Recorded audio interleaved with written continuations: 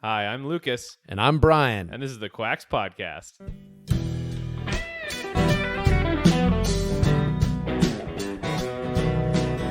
Hello, everybody. Welcome to the podcast. Episode, what are we on, 44? 44. 44, all right.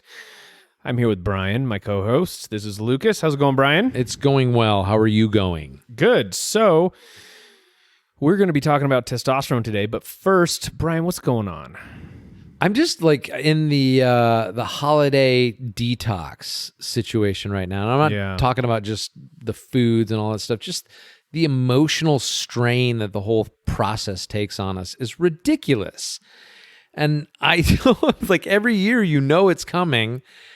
It's coming. The stress of it. I overextend myself all the time, and trying to please everyone with gifts and all this other stuff, and the expectations. And I have kid and multiple nieces and nephews and all that, so it's just a lot. And I think that the focus on the season has gotten off point.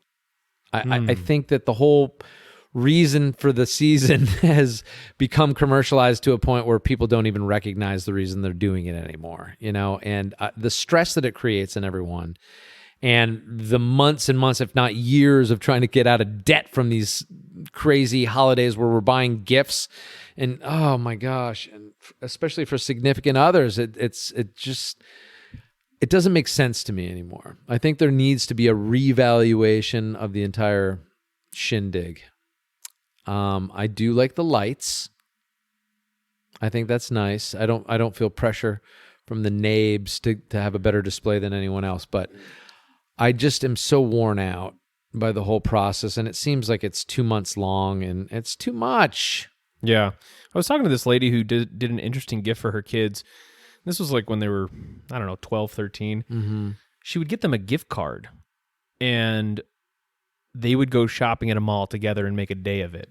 That's nice. That was their thing. But on Christmas, you'd open like a gift card. So the whole thing wasn't about gifts. It was like, no, this is the Christmas family time. Right. And then when it actually got to, a day of gift buying, it was like everything was together. Right. I liked that. I do like that. I've got to say, having a teenage daughter, the materialism. I mean, hats off to people they're like, I have 3 teenage daughters.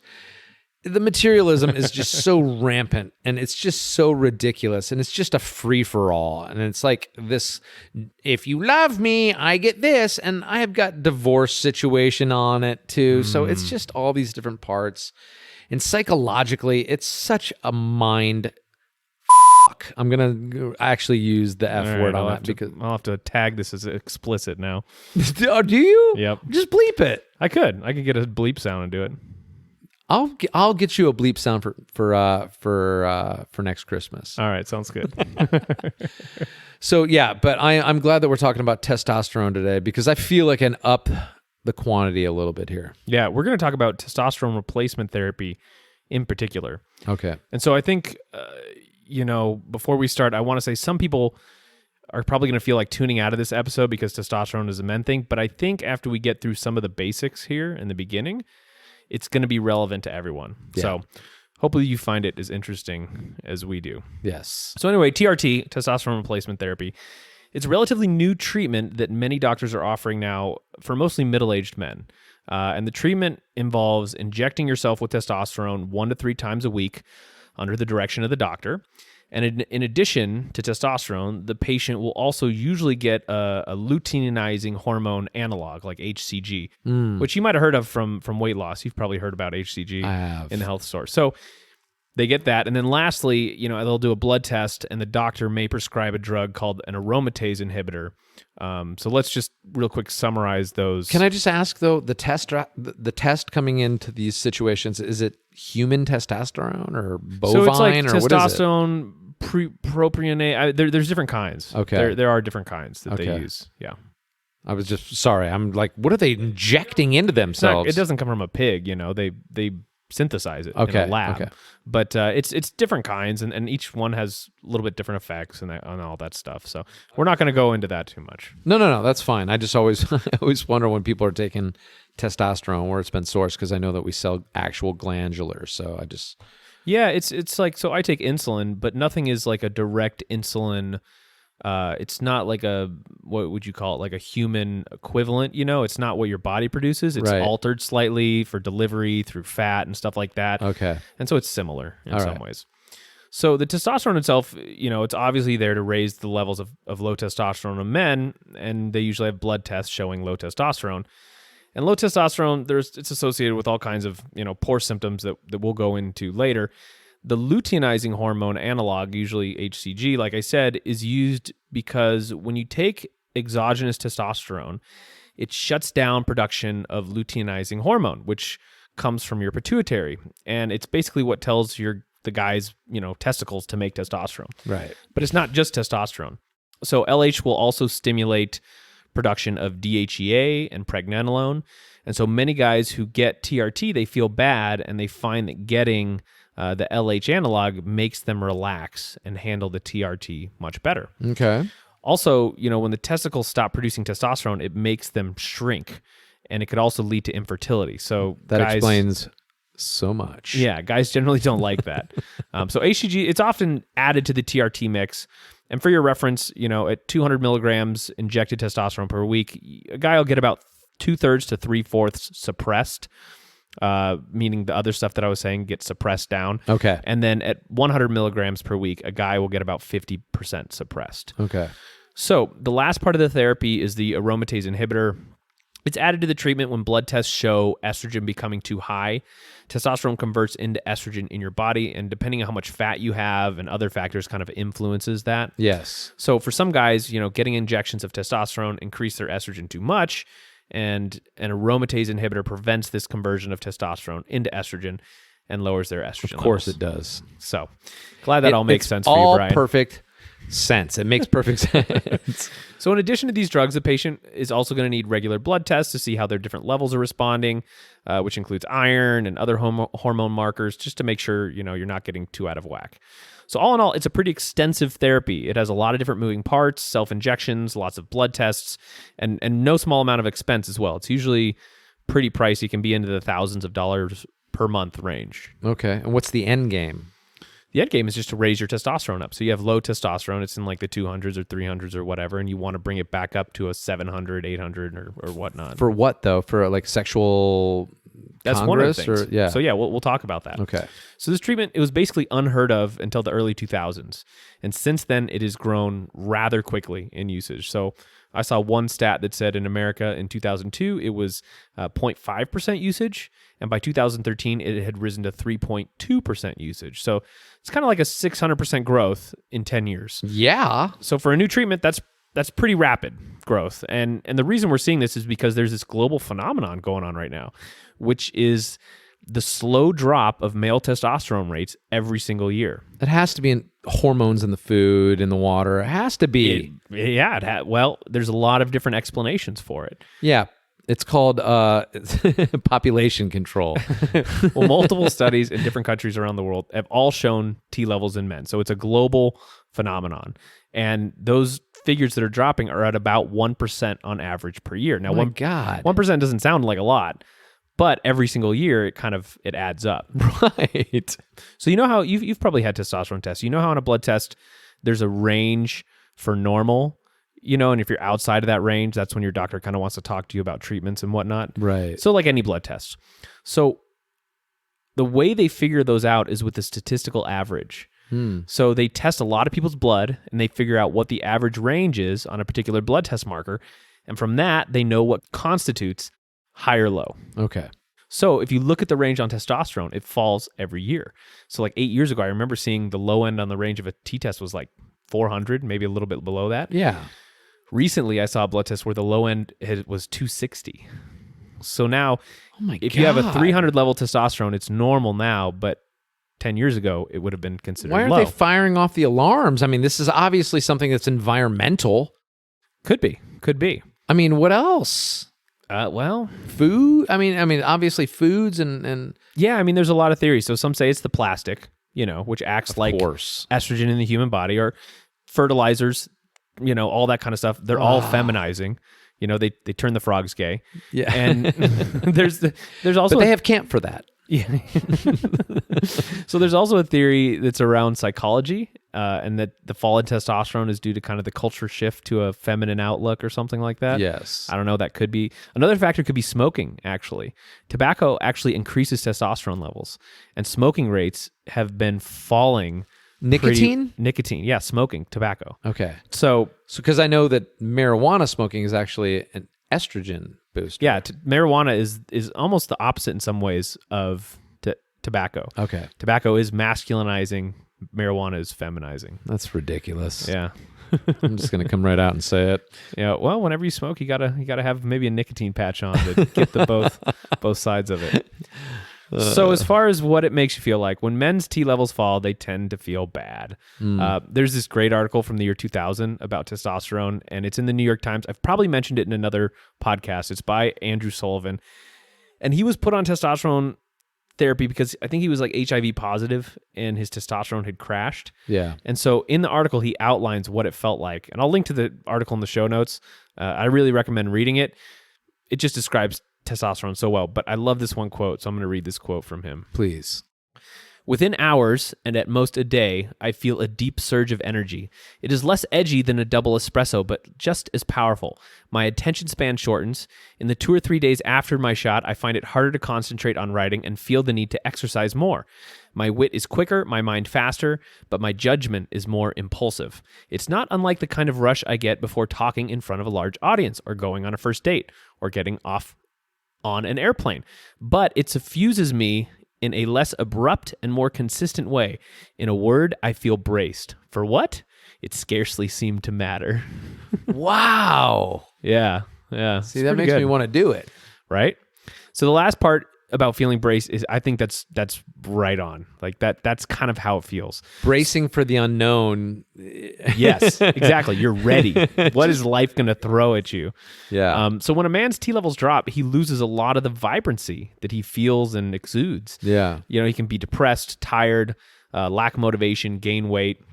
It just feels like total crap. And TRT can fix this by bringing those T levels back up, which can make you feel strong, and not just physically, but just in a deep spiritual way, just a deep strength. Who doesn't need that?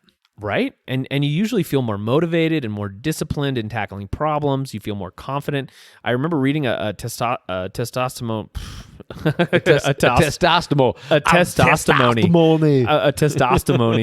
It kind of is. So it's a testimony of a guy who, online, he went on TRT and he said his self-confidence levels just became unassailable, and his success in his workplace skyrocketed.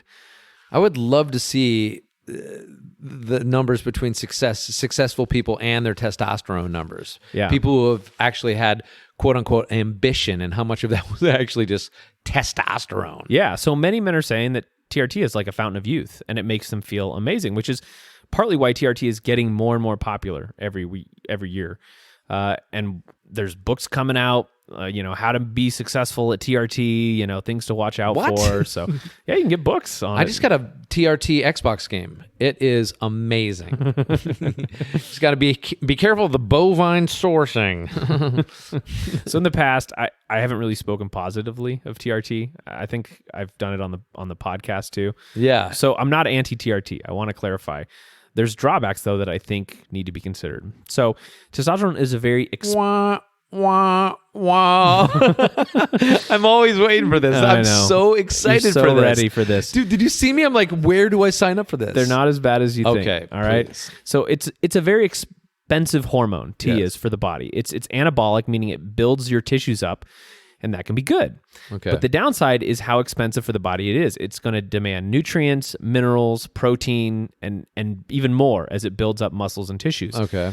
And injecting it bypasses the body's feedback mechanism that is lowering your testosterone in the first place. So the question is, is your lower T levels a natural response of your body to its environment, or something gone wrong that should be corrected? Right. And that's a good question. And one thing to watch out for are signs that your body is stressed and having a difficult time handling the increased nutrient needs of testosterone. Okay. So what do those look like? Are you easy to anger? Do you have a temper now? That's probably liver and estrogen issues. Are you balding rapidly? Are you getting gout and having blood sugar problems? That could be cortisol related. Do you have sleeping problems and problems breathing at night? That could indicate cardiovascular issues coming up. You're basically describing me at this point. Well, you got to get off that TRT, man. I'm not even on it now. So if you have these problems and you keep pushing the testosterone button, you're probably going to end up with a chronic illness of some kind. And then trying to get back to health is going to be a real battle. So to kind of round out this discussion on testosterone, I want to use the theory of evolution to make a point. And evolution, it just states basically that animals and humans do things to optimize their survival and reproduction. So in evolution, we take the principle of reproduction and we put it in the center of our analysis, which would say life's main goal is to survive and reproduce in order to pass on our genes. Right. Does that make sense? Uh-huh. So it's not a very nuanced view of life. It ignores, many of the aspects of the human condition, and I personally don't think it is adequate. So basic. It's very basic. It's not very adequate to leading any kind of meaningful life. But for our analysis, it's going to make a certain point. And I should also say evolution is theoretical, and the biggest problem with this Thank you for saying that, by the way. The biggest problem with this kind of analysis is it's not testable. Meaning there's no null hypothesis where you could say our theory has been falsified by XYZ. Right. So with those caveats aside, let's look at it through the TRT lens. Okay. So you might think that having a male or a female child is just up to chance, right? Right. But actually, there are certain environments like war and famine that are correlated with a population having different ratios of female to male children. And this effect has been measured over and over again. So, for example, after World War I was over, there's this returning soldier effect, quote unquote, which meant babies born at the time were more likely to be male than female by about 5%. Because of surging testosterone in the process, or? Well, when you get into the mechanism, they don't really know. This is just an effect they observe. Okay. There's a lot of like, oh, maybe it's this, maybe it's that. Right. There was one theory that said because taller men are more likely to have male children than shorter men, and shorter men are more likely to die in war than taller men. You'd think it would be opposite, right? Well, yeah, the shorter men die more. It's a weird phenomenon that they've viewed, and so there's one theory that says, well, a bunch more shorter people got killed off than the taller people, and so that's why there's more male children. I don't know. There's weird. Theories around why it happens, but it's just something that happens. So male children in general are more risky, but potentially more rewarding than having female children. Okay. So if you think about this for a few minutes, it's going to make sense. Men can have many children, and the most extreme outlier would come from a 2003 study, which estimated that Genghis Khan has as many as 16 million people living today that can be directly traced back to him. What?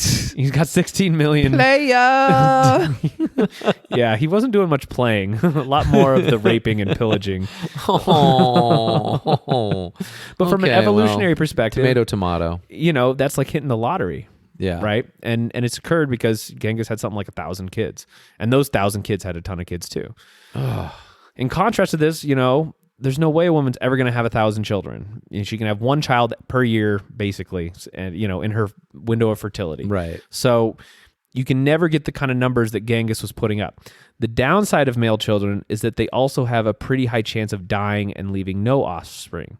Really? Yeah. In fact, if you look at your ancestry, if you look at everybody's ancestry together, you might think that it would be about half men and half women. Right. But you would be totally wrong. It's actually way more women than men, because only about 40% of men procreate and pass their genes on, and about 80% of women do. That seems scientifically impossible, though. So it doesn't have to be about exactly half and half. So you'd think, but think about it as in, say you have a desert island and you put 2 men and 2 women on the desert island, and say that's all of humanity. Right. And the 2 guys get in a fight, and one kills the other, and then the living one has babies with the 2 women. Okay. If you then look at that ancestry, right. Yeah. It's twice as many women as men. And that's basically what happens over and over and over again throughout our history. Oh, weird. And if this doesn't make sense to you, just think about it a little bit, and it does make sense. And I'm not talking about like in your personal, your mom and dad, you know, and then their mom and dad, then it doesn't make sense. Because you have to have, but just as a population as a whole, makes sense. Lucas always explained things in ways that I could understand them. So what this means is that men tend to be on the extremes of either very successful or dead. While women, you laugh, but it's kind of true. That sucks. But women, they tend to be average in success. Right. And you can actually find a lot of examples of this today. There's way more male geniuses than women geniuses, but there's way more men criminals than women criminals. And it's basically because the men, they fill up the extremes. Okay. And there's a great quote from a New York Times article by Dr. Baumeister. He kind of describes this, and I'll link it in the show notes, but this is a good quote from him. So, for women throughout history, the odds of reproducing have been pretty good. Later in this talk, we will ponder things like, why was it so rare for 100 women to get together and build a ship and sail off to explore unknown regions, whereas men have fairly regularly done such things? But taking chances like that would be stupid from a perspective of a biological organism seeking to reproduce. They might drown or be killed by savages or catch a disease. For women, the optimal thing to do is to go along with the crowd. Be nice, play it safe. The odds are good that men will come along, offer sex, and you'll be able to have babies. Oh my God. All that matters is choosing the best officer. And we're descended from women who played it safe. For men, the outlook was radically different. If you go along with the crowd and play it safe, the odds are you won't have children. Most men who ever lived did not have descendants who are alive today. Their lines were dead ends. Hence, it was necessary to take chances, try new things, be creative, and explore other possibilities. Very interesting. It is very interesting. So how does this relate to testosterone, right? The quintessential male hormone. So I think of it like this. The more testosterone you have, the more you will tend towards either fantastic success or abysmal failure. That makes sense. So testosterone will push the results of your life out to the extremes. And like I said before, testosterone is an expensive hormone for the body. So there's a good chance it will shorten your life, all things being equal. And there are studies going on right now showing higher chances of cardiovascular events and prostate cancer from, TRT in older men. Right. But that wasn't confusing enough. TRT also has been shown to lower all kinds of disease states: depression, metabolic disease, sexual function, anemia, bone density, type 2 diabetes. It's a long list. So testosterone is showing to help all those. Right. So how do we rectify these? So my theory is that what we're seeing is the dual nature of testosterone pushing people out to the extremes, meaning TRT is either making men way better or killing them faster. And if we look at men doing TRT... Well, that's great. I mean... yeah, we kind of see this when we look at men doing TRT. So the success stories from TRT are very visible. These are men who on Twitter and whatnot, they talk about TRT being a total game changer for them. They start a business, they start working out, they get their life in order. And on social media, you can see them driving nice cars, going to upscale events, talking about how hard they worked for the success, and just leading a life that most guys would probably envy. What isn't visible, but which I see a lot as I read health forums, is that there's a lot of men who go the other way from TRT. So on a health level, these guys can't seem to get their hormones right. They're constantly tweaking dosages, taking different drugs, trying to get their blood work optimal. They get estrogenic symptoms like man boobs and balding and weight gain. They may swing from super physiological levels of testosterone to rock bottom levels, as they try to get things working. And their life, they just don't have any stability. Right. And I've seen story from men becoming, this is not so much on the health side, but on the behavior side, men becoming sexually promiscuous and destroying their marriage and family. There's a good study from 2011 in the Philippines showing that male levels of testosterone drop steeply after they have children. And this is because nature is smart and it doesn't want men chasing women and doing all kinds of risky behaviors right when they're starting a family. Right. So, I've seen men destroy their families once they get on testosterone therapy. I've seen men develop destructive... What do you mean by destroy their families? Like go after them? No, like... testosterone. You mean like... No, like they looking led... for women outside the... Correct. Yeah. They led a life of they have a marriage, they have a couple kids, they worked a lot, they get started on testosterone therapy, all of a sudden they have all this energy, they're hyper focused, sex drive is through the roof, right? They're in bars all the time, drinking, they're going to parties, and it just everything falls apart. Yeah, and they've got this crazy self-image too, where they're just like on top of the world. What I find most interesting is you equating testosterone and ambition almost, or success. Correct. But it's comes down to the brass tacks of it is wanting to put your penis in something almost at the end of the day. Pretty much. Or as many things as you can. Yeah, that is the base of the male. What nature has basic. given men is that have sex with as many women as possible. Wow. Have as many kids. Be Genghis Khan. That's what nature is telling you. That's and ambition. That's from an evolutionary perspective. And like I said, that's limited. That's just a small little. I love breaking it down to such small, Yeah. pieces. It's so basic. Yeah. And you can also develop addictions, destructive addictions on testosterone. I mean, there's no studies to support this, but it's just something I've seen. Testosterone ups dopamine. And we talked about dopamine in episode 28. It makes you want to do rewarding things over and over and over and over again. Right. Yeah. The promise of reward. So really the decision, in my estimation, on whether to go on TRT, it's not an easy one. The real question you have to ask is like, how desperate are you? Because there are many things you can do to naturally raise your testosterone, but they take time. And these include like lifting weights, getting sunlight, getting enough sleep, eating healthy, avoiding all the plastic and estrogenic things. Or you can take a shot in your butt and you can get all the testosterone right now. The question is, do you have the time to dedicate to naturally raising your testosterone levels, or do you need, that confidence and focus that TRT is going to give you right now, or your life might be falling apart? Wow. Yeah. Because if you make no bones about it, low testosterone, it is a desperate situation for men. The less testosterone you have, the more expendable as a man you become. You're less likely to be promoted. You're less likely to be outgoing and social and develop your network to succeed. You'll have less energy. You basically have less of everything good. And it's got a link to depression. Totally. It has to. Totally. Well, that's one of the big things they look at with TRT. Is its help with depression. Right. And low levels of testosterone, they literally kill men, either through failure or suicide. Oh my God. Yeah. So it's a hard decision, and each man has to make it for himself. I would say if it were the 1990s, and opportunities abounded, TRT would probably not be needed, and it would probably be a liability. But these days, with testosterone levels so low, and male suicide reaching epidemic proportions, TRT might be the thing that just saves your life. It's so crazy to think that maybe, because we've basically got this suicidal generation. I mean, it's like it is an epidemic, and how much of that could be possibly linked to low testosterone numbers? Could be. So there it is. I mean, if you want to see how I put this all together, check out the notes. I think there's over 20 citations, many of which have more studies within them. I probably read, way too much bodybuilding forums in the last few weeks on this thing. And one last thing I would say, in general, my main focus is on chronic disease and just preventing people from getting into that place. Because let me tell you, once you get a chronic disease, you will dream of the time you lived so free. And I hate to see men who have decent lives and decent success, get sucked into the idea that TRT is going to bring them to the next level, and they end up just throwing that all away.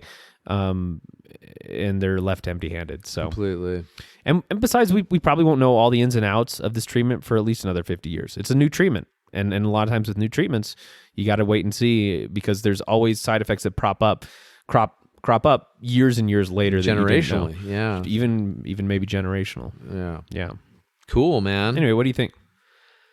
I mean, it raises a lot of questions for me. I mean, I definitely think that, being the age that I am, that I'm probably ripe for a little bit of testosterone boost, and just knowing myself. But yeah, no, it's so interesting to me. And then I also am just going off on this whole links to just drive, ambition, wanting to go. What's the difference between people who are really have that extra little, that thing that they say, does it come down to something as simple as testosterone? Yeah. I think another thing, and I didn't really mention this, and this is just me sprouting off, I think marriage and the state of marriage today too impacts. I don't think TRT would be a big deal if marriage wasn't like it is today, because divorce happens way more than it used to, right? It used to be when you get married, you were married for life. And so when those testosterone levels started dropping in your 40s and 50s, it was kind of like, well, this is part of marriage and you gotta stick it out, Right. But now you can get divorced, and then all of a sudden you're single in your 40s, and it's like, On the I need prowl. an edge. You know, I'm tired. I don't have the I don't have the drive to go out there and date again. Right. And so it helps a lot. TRT helps a lot. I can only imagine. Yeah.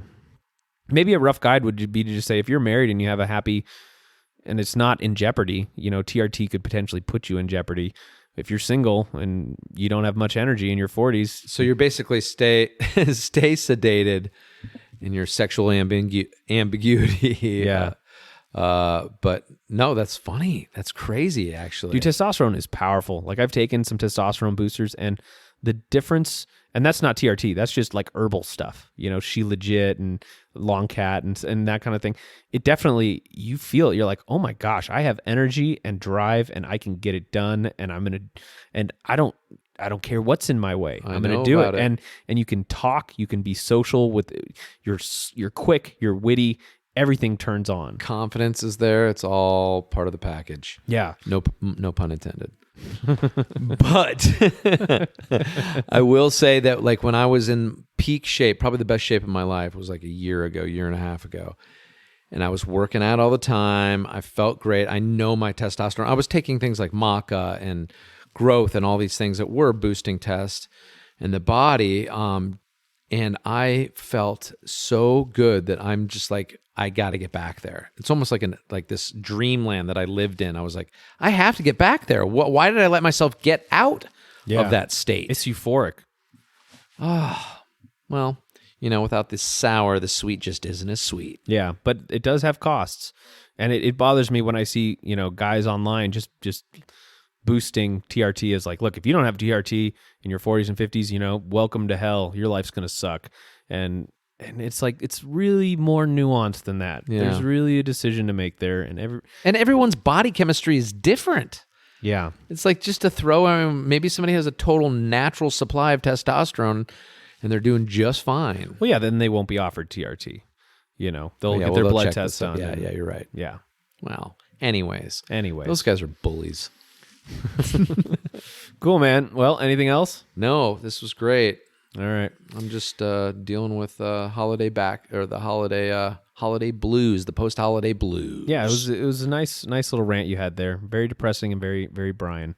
Well, well, thank you. Are you saying that I'm a depressing?